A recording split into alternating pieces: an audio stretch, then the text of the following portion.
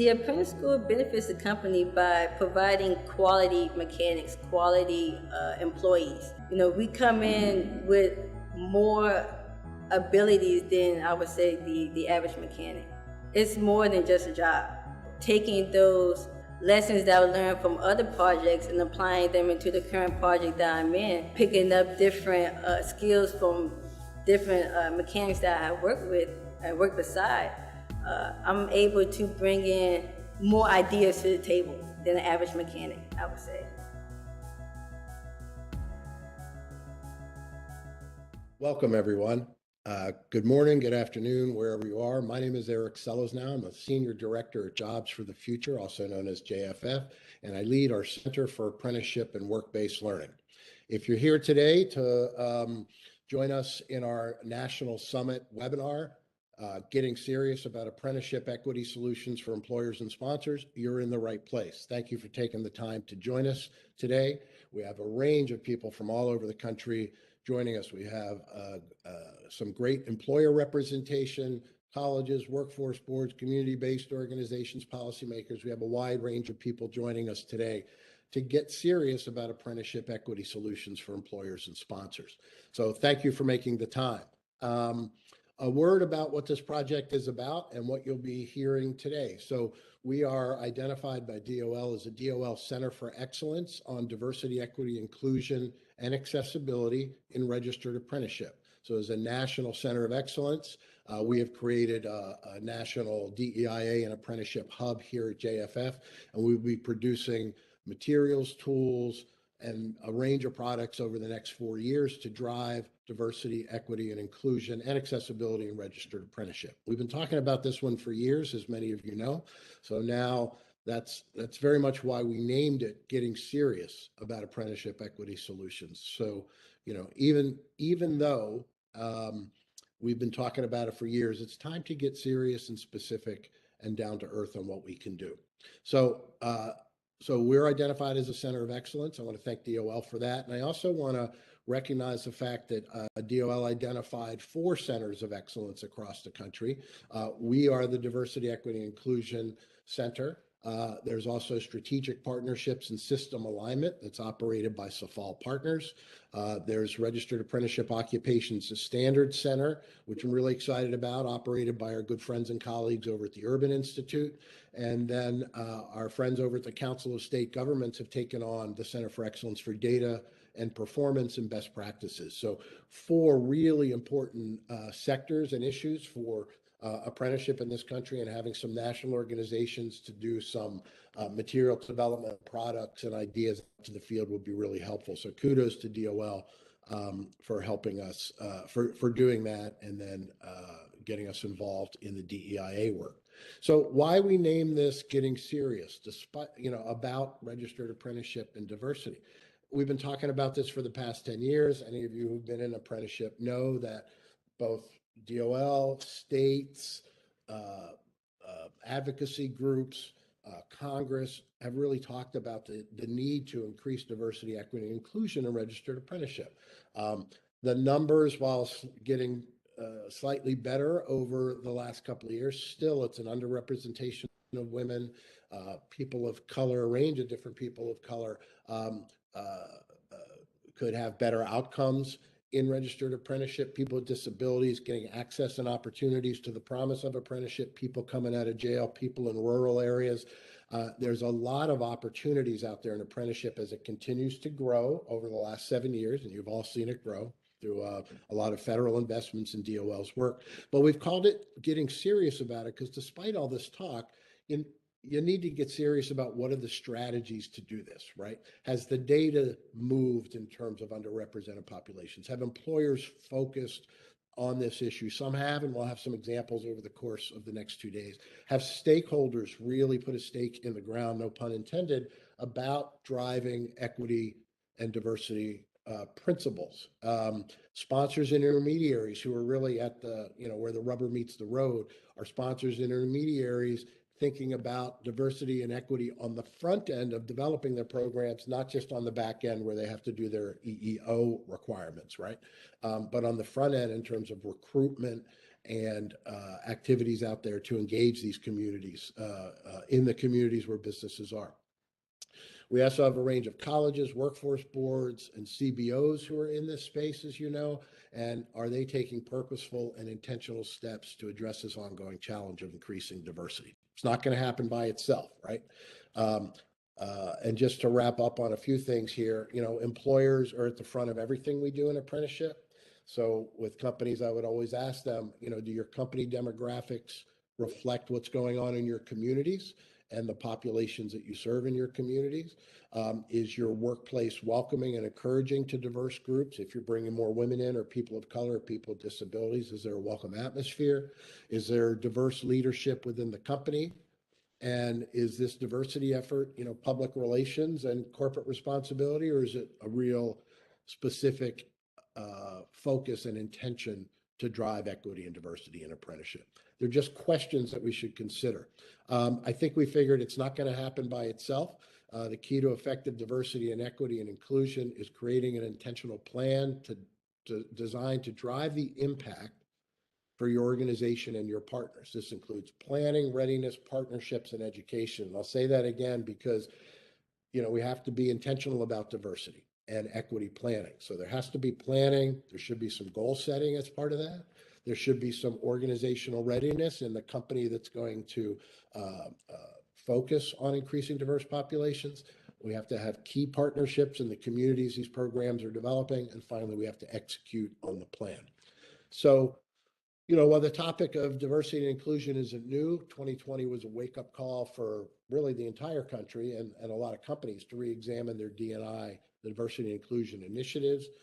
Advancing workforce diversity is more important today than ever before, especially in a post-pandemic world. You know, consumers are taking their business to companies that are really committed to DEI. So there's a good business side to this as well. And people are looking for companies with a proven commitment and track record on D&I. So, you know, lastly, as you hear every day on TV and in the news, there's a growing number of laws, requirements, practices, and policies that are being enacted to support greater diversity and equity in apprenticeship. So I know I'm repeating myself, but I'm sort of doing that on purpose because these are really important points to make. So it's up to us, the folks who put apprenticeship programs together, to take the lead with real action and to drive outcomes, whether it's bringing more women into non-traditional occupations, attracting more people of color so the company's workforce reflects what's going on in their community, or even thinking about how to provide better access to people with disabilities. It's up to us to think, plan, and act, and to be intentional about diversity and equity activities.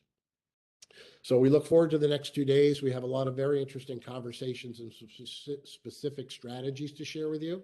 And before we move on to the next phase of this, you'll be hearing from a couple of people at JFF today. You'll be hearing from Deborah Kobus, Senior Director, and my deputy at the center, Josh Johnson, who leads our DEI work and leads our national hub for apprenticeship, DEI in apprenticeship. So you'll be hearing from them shortly. But now I'd like to move on with the program and welcome our guest speaker today. A short welcome and remarks by my friend and former colleague, Angela Hanks. Angela is the Principal Deputy Assistant Secretary for DOL at ETA, the Employment Training Administration, and she serves right now as the Acting Assistant Secretary for ETA. Angela's been there since the start of this administration, has really been a great asset to Department of Labor. And then after Angela speaks, we're going to move over to Deborah Kobus, who's going to set some foundational work for today. So let me, without delay any further, introduce Angela. Angela Hanks, as the Acting Assistant Secretary of ETA, oversees the Office of Apprenticeship as well as many other programs. Angela started, I don't know if she started her career, but she used to work on the Hill for Elijah Cummings' office. She's worked in advocacy and interest in a number of Washington workforce organizations, National Skills Coalition,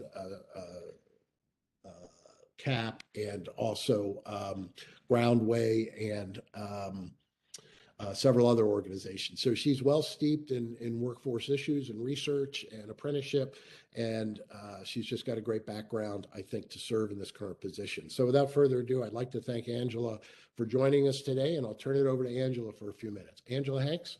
Thanks so much, Eric. And I'm so thrilled to be here with my friend, former colleague, and predecessor. So thank you for the warm introduction. I'm really thrilled to be here today. So as Eric mentioned, my name is Angela Hanks. I'm the Acting Assistant Secretary in the Employment and Training Administration here at the Department of Labor. And on behalf of Secretary Walsh, Deputy Secretary Sue, and the entire Department of Labor, I'm so thrilled to welcome you all again to this conference and this session. This is such an important issue to all of us here at the Department of Labor and ETA. And as the title of the session implies, we're thrilled that folks are getting serious about diversity, equity, inclusion, and accessibility in registered apprenticeship. As you all know, we have a unique opportunity to make substantial progress on DEIA right now. President Biden and Vice President Harris are committed to making this the most pro-worker administration in American history, and Secretary Walsh is putting our department at the forefront of that effort.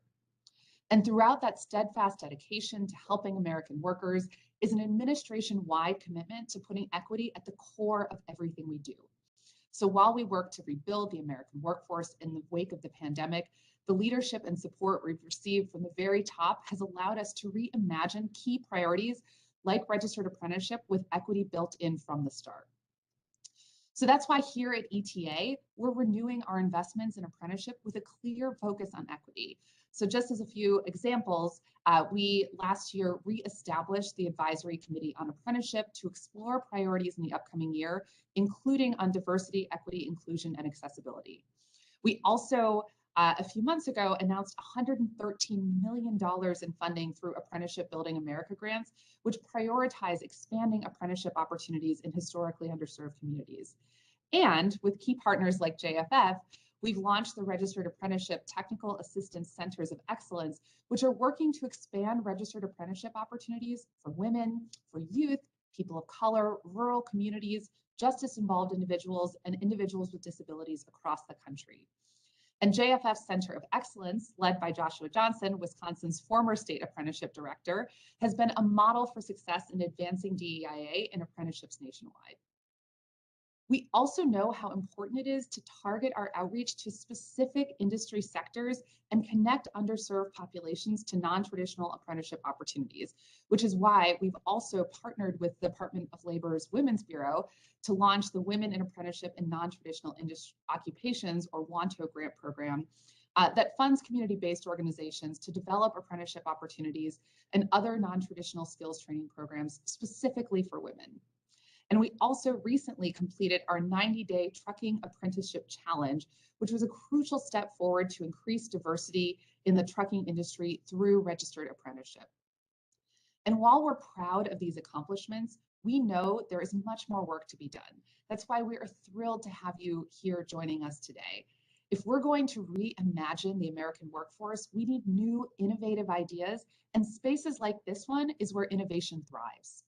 So while you all are here today collaborating and learning, I hope you can take away a couple of things. The first being that registered apprenticeship works.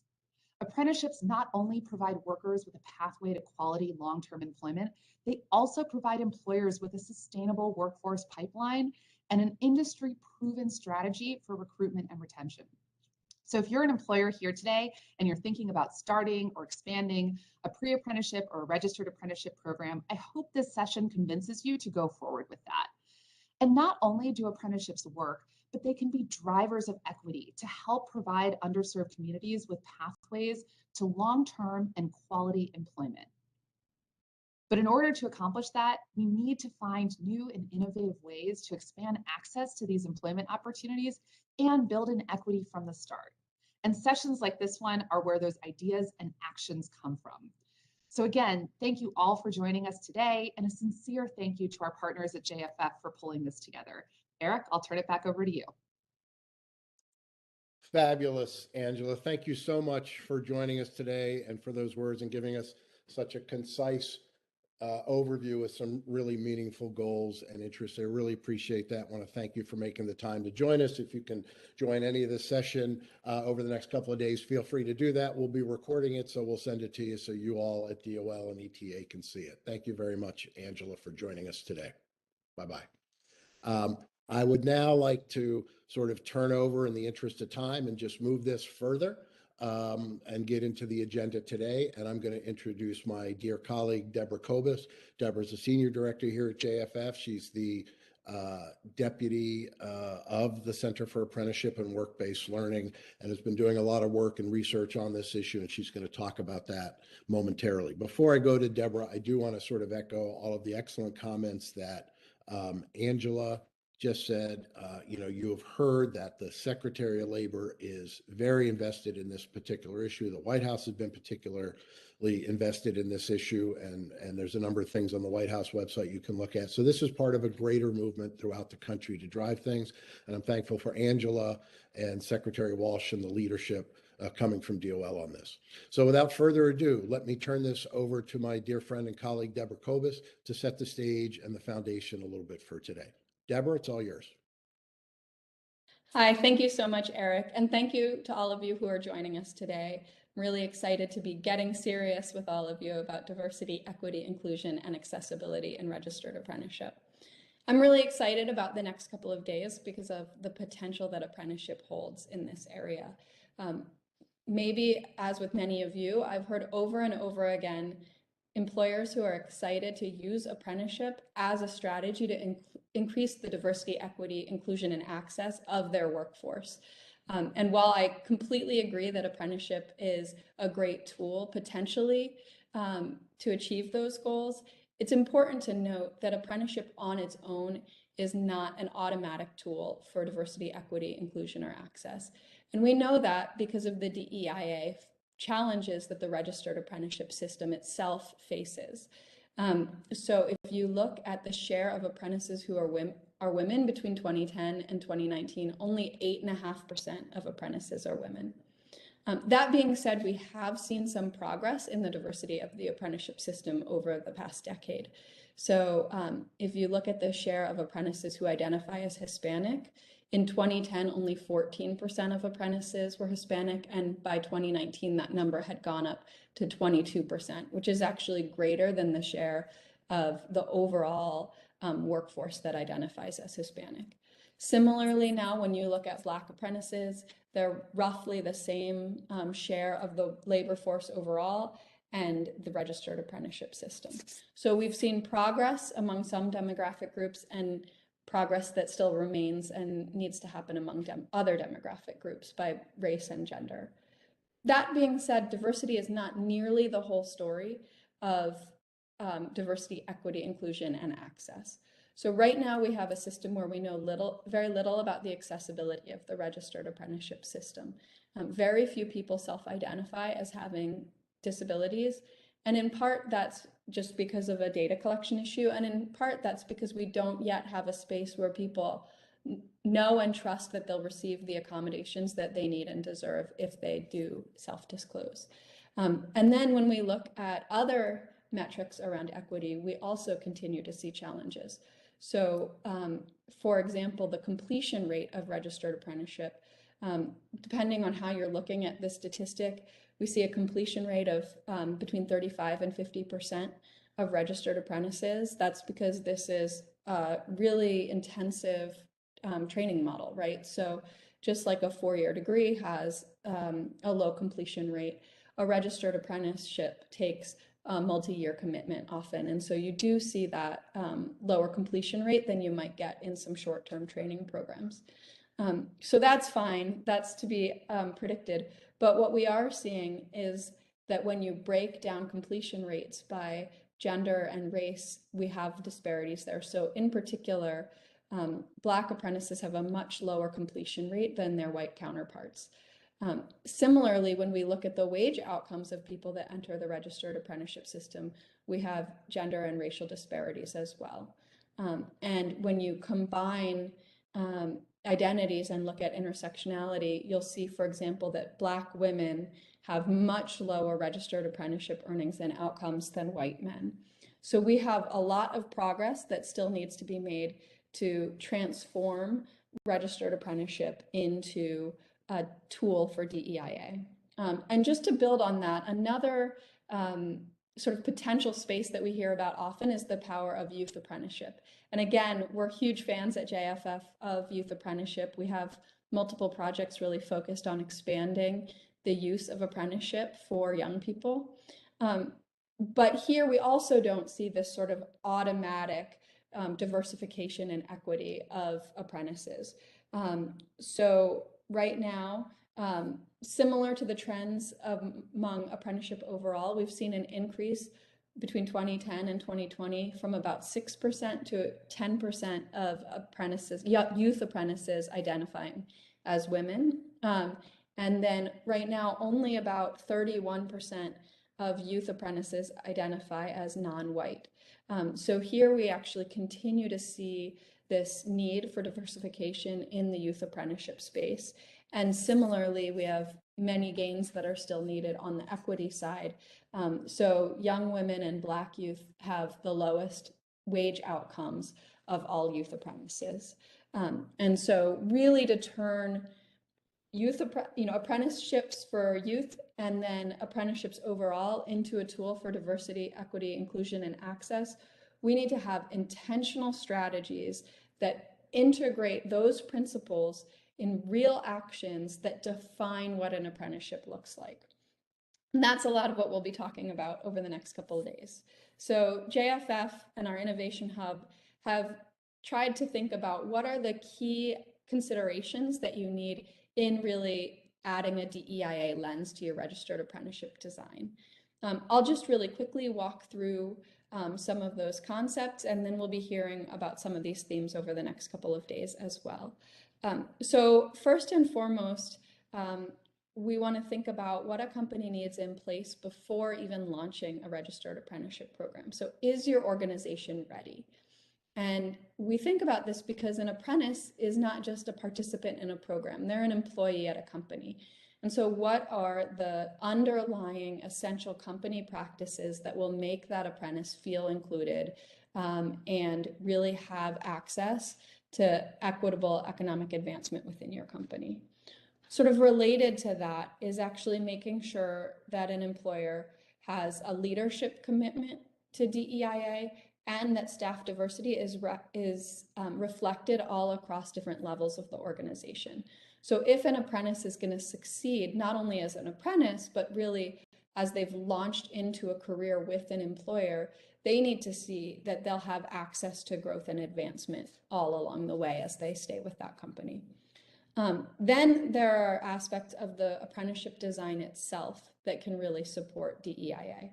First is really making sure that livable wages and advancement opportunities are built in both during the apprenticeship program and then again in advancement opportunities after. Again, this is because equity is not just about diversity. It's about making sure that all apprentices have access to the highest paid, highest growth opportunities within the registered apprenticeship system. And right now we see continued racial and gender disparities in these wage outcomes. Next is really thinking about participant voice and how to create a culture of belonging. So as I mentioned earlier, we struggle with equitable completion rates across different demographic groups.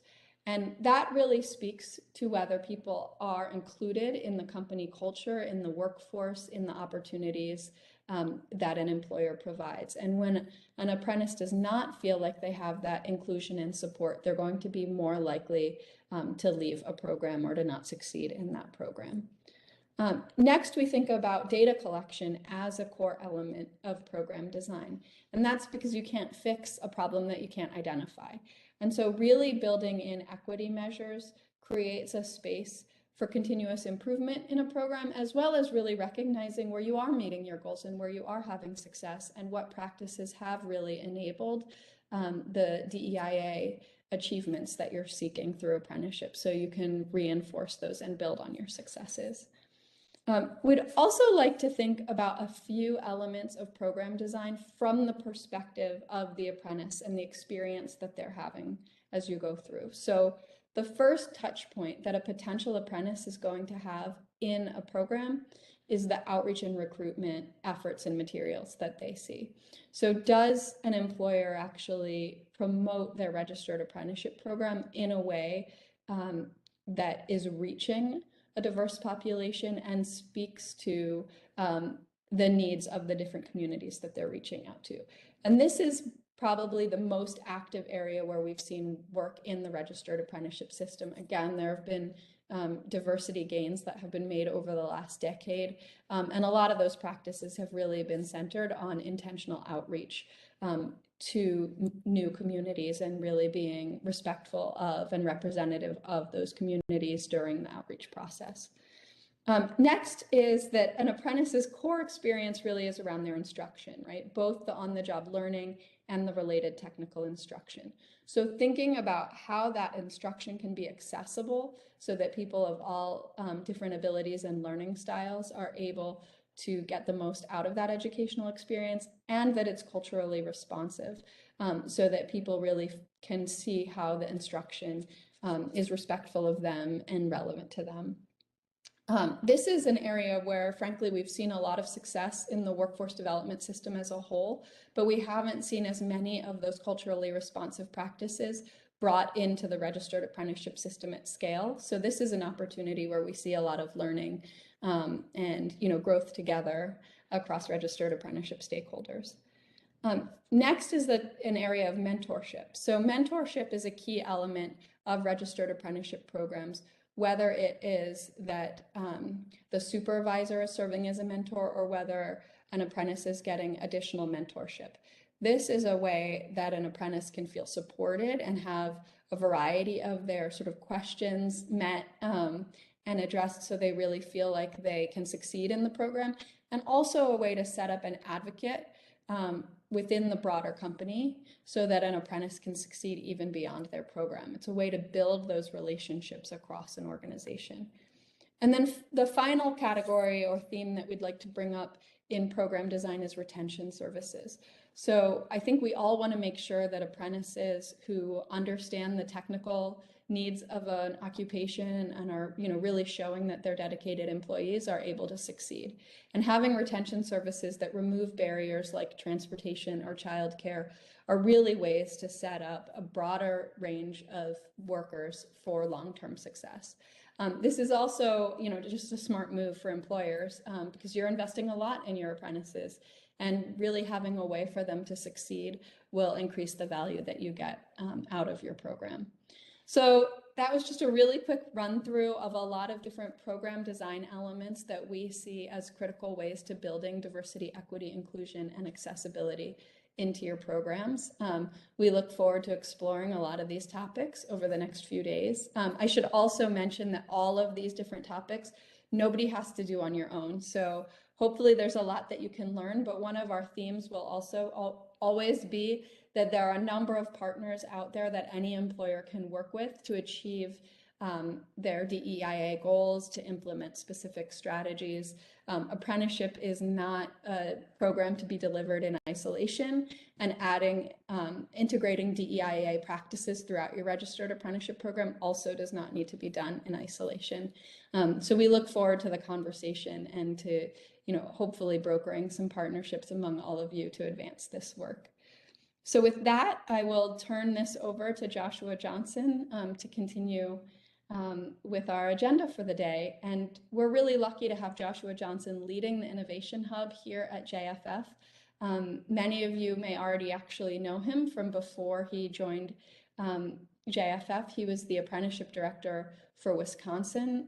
Wisconsin is a leading state in registered apprenticeship, and he was a leading voice both on apprenticeship in general as well as on advancing that state's strategies for DEIA in the workspace. So Josh, it's great to have you here on the team, and I'll hand it over to you.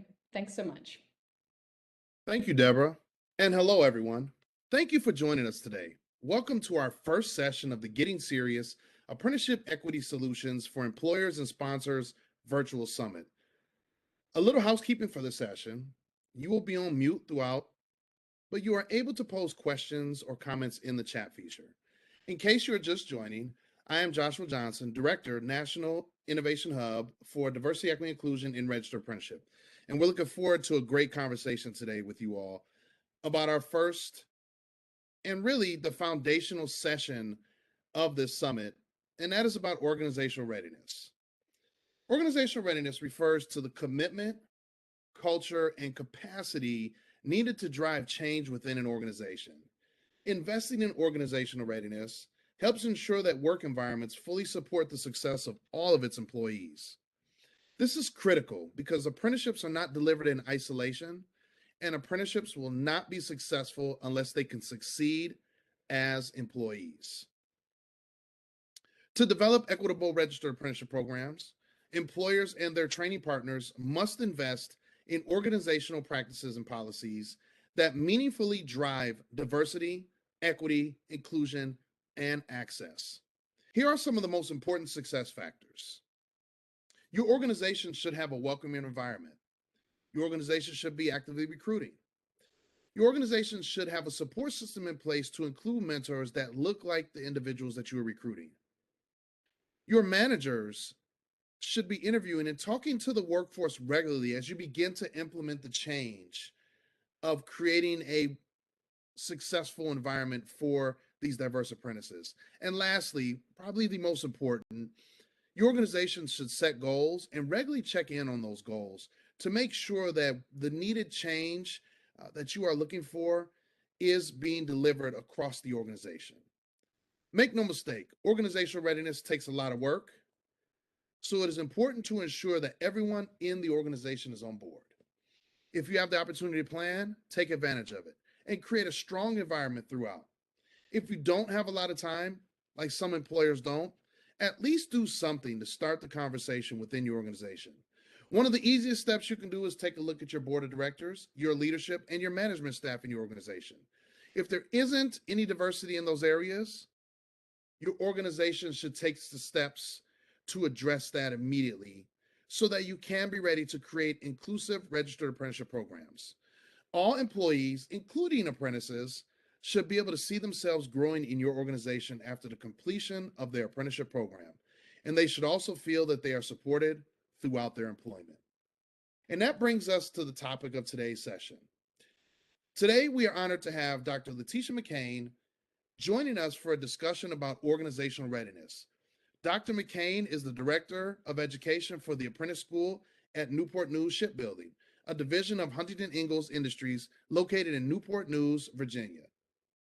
Named to this position in 2018, McCain is responsible for overall leadership, vision, and strategic direction of craft training, academic delivery, student services, accreditation, and recruitment for a student body of 800 in addition to staff and faculty. The school, founded in 1919, has produced more than 10,000 graduates with 4 to 8 year apprentice program certificates. Dr. McCain, we are happy to have this conversation with you today. Can you briefly share about your experience with organizational readiness as it pertains to you coming to the apprentice school? Thank you, Josh and JFF, for this opportunity. I did not realize the quantum leap Newport News Shipbuilding took in hiring me until I arrived here at the shipyard. I am the first woman, the first person of color, and I was an outsider to the school in its 100-year history. The vice president who hired me, I actually had a conversation with him and asked, why did you take a chance on an outsider? Why did you bring in someone that did not grow up in the shipyard? And he really was like, I wanted to take the school in a different direction. I wanted someone who did not grow up in the shipyard that could bring a fresh perspective that could actually help us to innovate and to bring in new technologies and that could move us into the 21st century. And so he actually had to get the backing of his fellow vice presidents as well as the CEO of the company to be able to do that, because there were 3 internal candidates who were being groomed for the position of director of the school. So when he got the buy-in from his CEO, from the CEO, as well as the vice presidents, the others that was actually in the C-suite with him, to be able to bring in an outsider, they hired a headhunter to go all across the country to look for an individual that had a strong math and science background, but also a background in technology and academics. And so that is how I actually was able to transition from higher education into the shipyard as the director of the apprentice school. Now, I must admit that the transition was not easy. When, of course, higher leadership management, they were prepared for a diverse candidate, but when I arrived here as the director, the faculty and staff, they were not that prepared. And so I've been in several situations like this before, so I was able to manage the environment and to change the environment by being very transparent, having a vision and mission for the school, and actually communicating with faculty and staff about the direction that I wanted to take the school. And so I also looked at each level of the institution. Craft training is one of the most important parts of it because 7,000 of our 8,000 hours of our apprenticeship is around craft training, the on-the-job training piece. And I realized that there were not any women or persons of color in leadership positions on the craft training side of the institution. And so I did what I call a SWOT analysis. I got to know different individuals within the school, and I'm proud to say that we were able to weather the storm. We were able to transition some people out, but we were also able to build a leadership team that's reflective of our student body. So today our leadership team looks totally different from the leadership team that I inherited when I actually first came to the school 4 years ago. And so I'm proud to say that we have female lead craft instructors, we have female craft instructors, and we have diversity all across our leadership divisions and departments within the school. Wow. As you talk about over 100 years and there was not, a woman in any type of leadership position, that is just amazing when we have those conversations now. And we think about even now in 2022, that still exists. And whether it's a woman or anyone from an underserved community in any type of leadership position, it's just amazing. So thank you for sharing that part of it. Dr. McCann, I think it's really important how you outlined the apprentice school's lack of diversity when you joined them, and then how you changed that. I love how you gave the description of that. With that thought in mind, I was reading an article recently about the COVID-19 pandemic where they talked about women leaving the workforce in mass numbers. Many left to care for their families or were the unfortunate casualty of downsizing by employers. According to a recent McKinsey and Company Women in the Workplace report, outlined that during the pandemic, the COVID pandemic, women had to take a step back in their professional lives for numerous reasons. Whether it was pursuing better opportunities and higher pay, or some, it was just child or elder care issues, or simply they were just burnt out. As the COVID pandemic, is slowly lifting, this is, we're going into the summer of 2022. We're hoping that it's lifting off of us. Women are poised and ready to enter back into the workforce.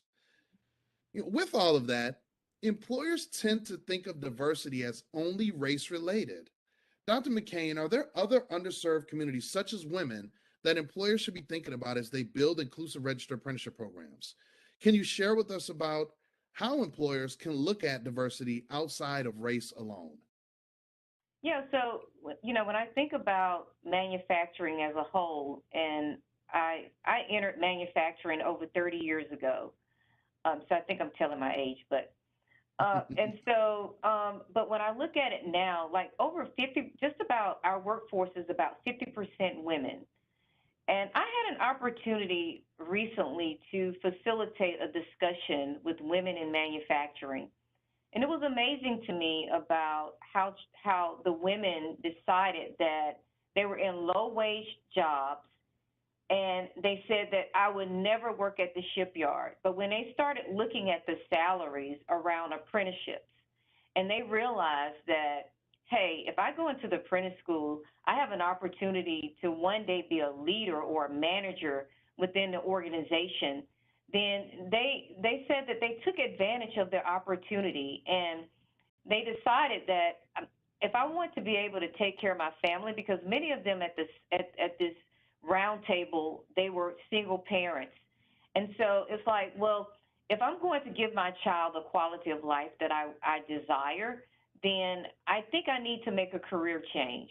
So we're seeing a lot of women who have decided to make that change, and apprenticeships is definitely a gateway for them to be able to take their career to a trajectory that they never thought about.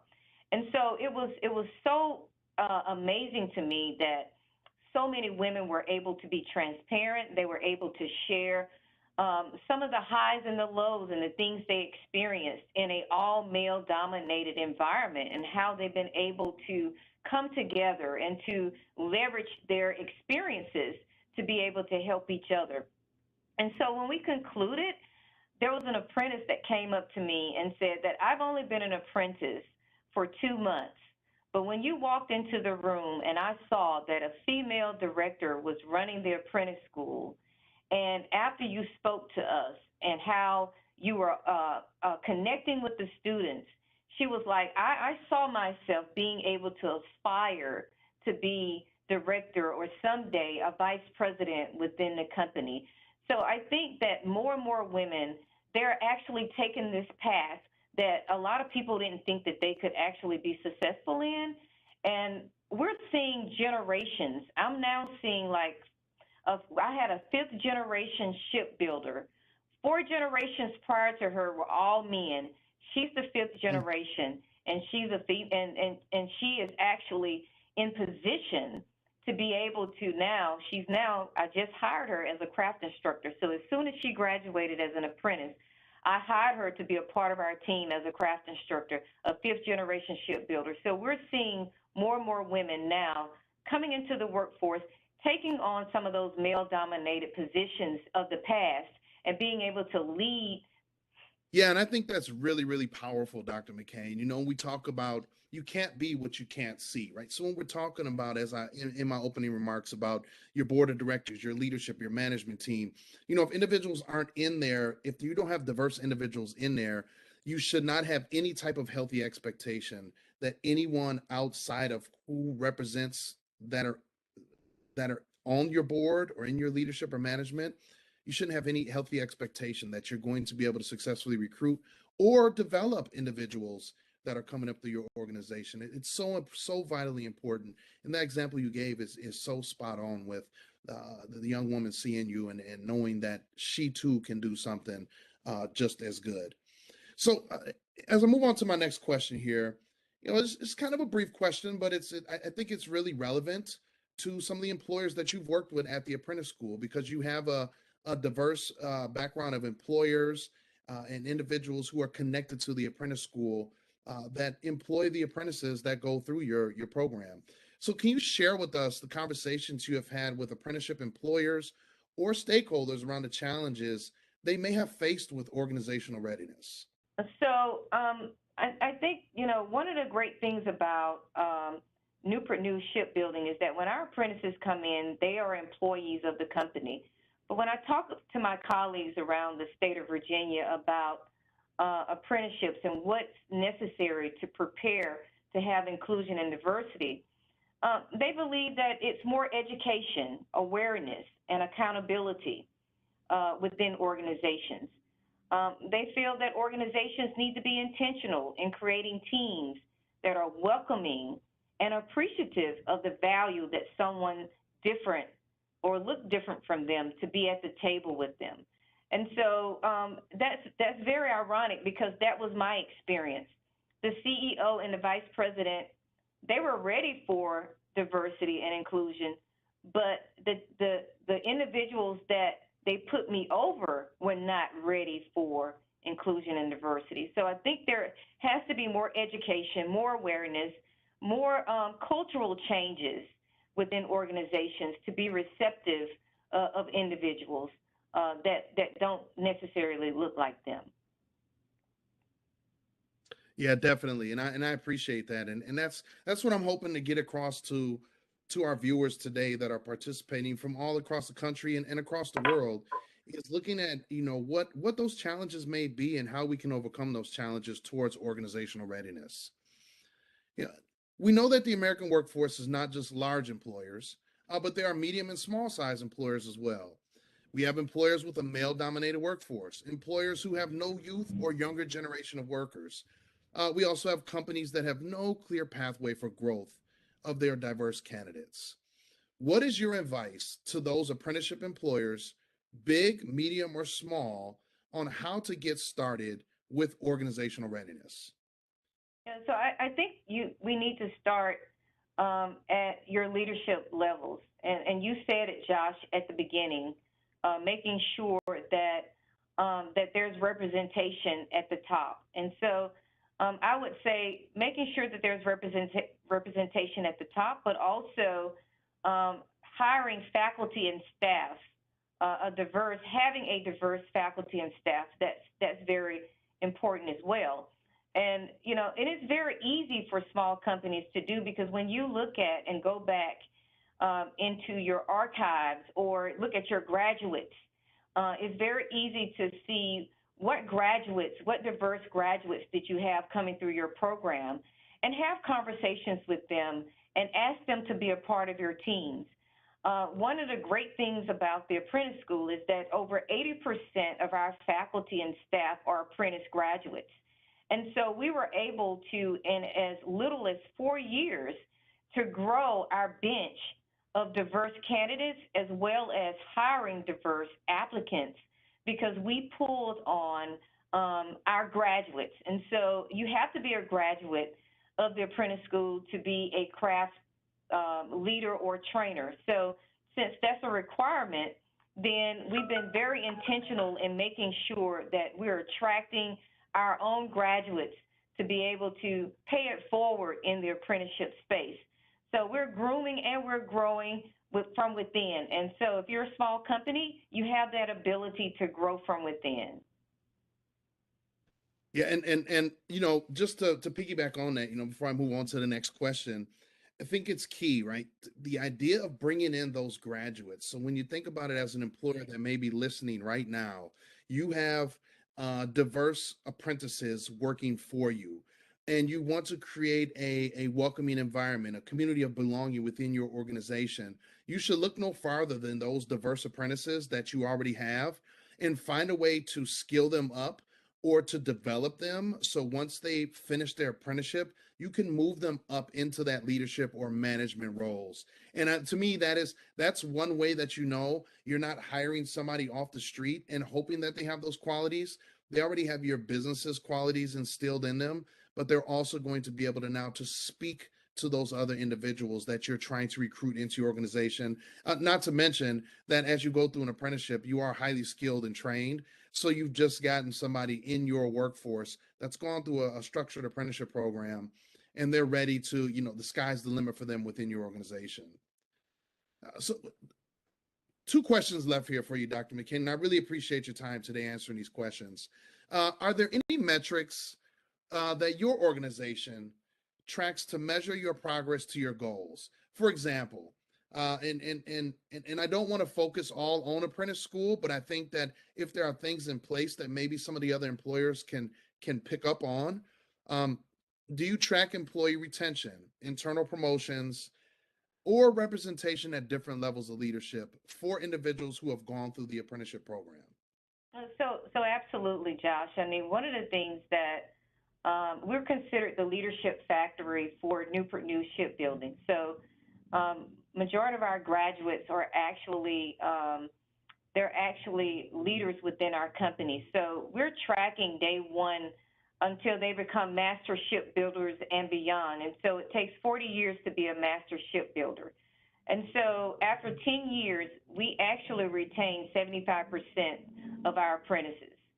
60% of them become general foreman, 43% become a production foreman, and we have about 45% who are in production management. And so we have something that's called success factors, where as a company, we're tracking all of our employees, we track our apprentices, and we also have within the apprentice school, within our infrastructure, we have our own database where we're tracking our graduates.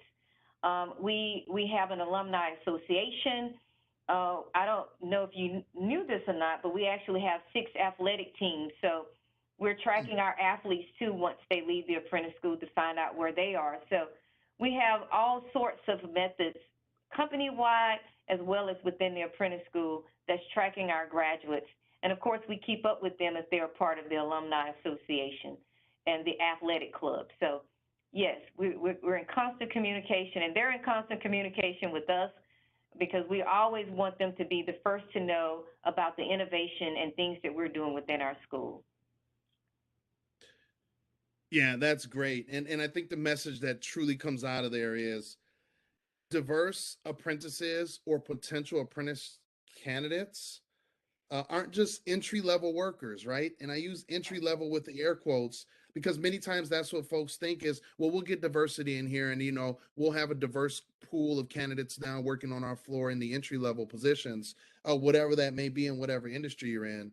But with the proper development, these candidates can truly become leaders within your company. And that's so important for employers to think about as they talk about succession planning, as they look about their growth, as they look about development. I think that's really important for them to understand. The last question I have for you today, it really, I believe this is going to capture your passion for the work that you have been doing with trying to assist employers through technical assistance, through conversations about what they can do and how they can do it better. Can you talk about how you would suggest creating a culture of belonging for employees and apprentices? What are some of the strategies and retention supports that you suggest an employer puts in place to create that culture? And you've talked a little bit about it in a little bit in each question, but can you tie all that together for the folks who are listening today and share with them what do you think are some strategies and retention supports? And then also, how can they create that culture of belonging? So I think one of the things that we've been very intentional about here at Newport News Shipbuilding is that we have an office of diversity and inclusion. And so we have a whole team of people that's thinking about it every day. And we are making sure that leadership at every level, and this is my suggestion, make sure that leadership at every level is trained around diversity and inclusion. And training is very critical. A lot of times we think that if we just hire a diverse workforce, they show up and that's all that's necessary. But you have to train leadership to be able to be prepared, because retention is a whole different conversation, Josh. And I think that, that's another presentation because retention is very critical. You want individuals to be able to stay. So we provide wraparound services, what we call student support services for our apprentices, to make sure that they have all their questions asked, some type of mentoring in place, tutorials in place, because the academic portion of our school is very rigorous and you have to have a strong math and science background. So we put so many things in place, from tutoring, from mentoring, from wraparound support services, from money management, to being able to move from one location to our locations. A lot of our students, are not actually, they did not grow up here in Virginia. They're from out of state. They don't know anything about shipbuilding when they arrive. So when you're hiring individuals, you got to make sure that you assemble a team of people that's dedicated and prepared to be able to help that individual be the best employee that they can be. And I think that's a perfect, a perfect opportunity to put a bow on this whole conversation, and a message as well from you as from me. We look, as an employer, be intentional, take the steps, do something. Just don't do it because it's a public relations matter and it just looks good or it feels good.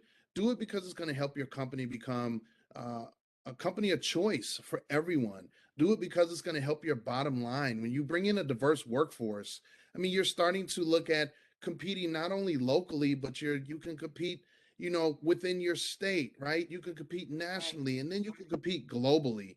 And I think many times employers don't understand that concept of bringing in and creating those inclusive registered apprenticeship programs, of what it truly can do for their bottom line, not to mention what it can do for the the morale of the workforce, bringing people in, bringing folks in that are all from all different walks of life, and bringing them in and helping that company become a company of choice. And my suggestion, you know, as an organization, look at what you're doing and just do something. Start. Don't feel like you have to wait, till everything is in place. Start, even if it's just a conversation with somebody in leadership. Day one is complete. Thank you, Dr. McCain, and everyone else who played a part in making today a success in our first ever virtual DEIA summit. Some really good information shared so far, but there's so much more to gain tomorrow. Let me share a little bit of background about JFF's National Innovation Hub. We're supported through a cooperative agreement with the U.S. Department of Labor with the goal of creating resources, elevating promising practices, and providing support and technical assistance to employers, which we call the demand side, and potential apprentices, which we call the supply side. Currently, as we are creating those resources, we're offering that no-cost technical assistance to employers and stakeholders about creating inclusive registered apprenticeship programs. As I mentioned during my interview with Dr. McCain, you can find that link in the chat, and we'll place that link in the chat again. Like I said, for the next couple of days, it'll be in there. It'll be constantly in there because we want you to be able to use it and to reach out to our team so you can request that technical assistance from our team. Just a couple things to think about. We're offering technical assistance, helping understanding and implementing EEO regulations in your apprenticeship programs. Understanding the role of community-based organizations in apprenticeship, helping to support you in your program design for retention, among other things that we can help you with no cost, free of charge. And I say that, and I will continue to say that throughout because we want you to reach out to us. We want to help support you in growing your inclusive registered apprenticeship programs. There's also an opportunity for employers as well as stakeholders to sign our Diversity, Equity, Inclusion, and Accessibility Pledge, which will allow you to join a national network of employers who are committed to starting or continuing inclusive registered apprenticeship programs. We'll place a link to the chat, or we'll place a link to the pledge in the chat as well.